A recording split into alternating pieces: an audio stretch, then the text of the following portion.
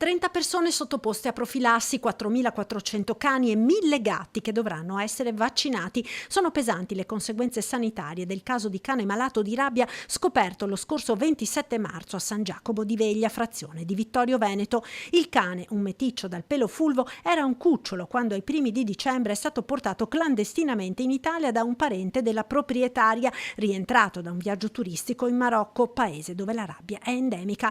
La malattia ha un'incubazione molto lunga e solo pochi giorni fa la bestiola ha manifestato i sintomi. Alla clinica veterinaria dove la padrona ha portato il cane hanno subito intuito la gravità della situazione.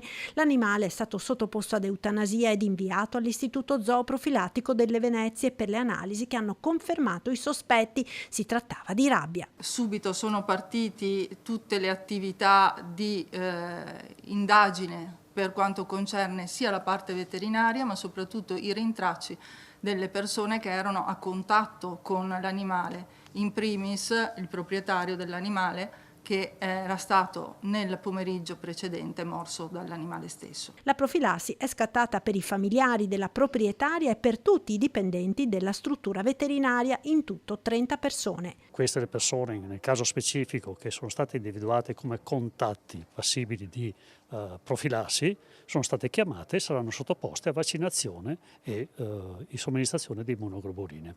6 cani entrati in contatto con l'animale malato giocando con lui nel parco retrostante il Brolo di San Giacomo sono stati posti in isolamento nel canile sanitario di Ponzano. Vi resteranno per 6 mesi visto il lungo periodo di incubazione della malattia. Vaccinazione obbligatoria anche per tutti i cani e gatti di proprietà e di colonia nel comune di Vittorio Veneto con ordinanza del sindaco. Un'ordinanza che serve a prevenire altri casi di diffusione appunto del virus della rabbia e attraverso appunto l'ordinanza di vaccinazione obbligatoria per tutti coloro che hanno un animale in casa, sia un cane che un gatto. A questo punto dobbiamo solo essere sicuri che non ci siano degli altri cani che magari hanno giocato con questo animale nei 10 giorni precedenti la diagnosi.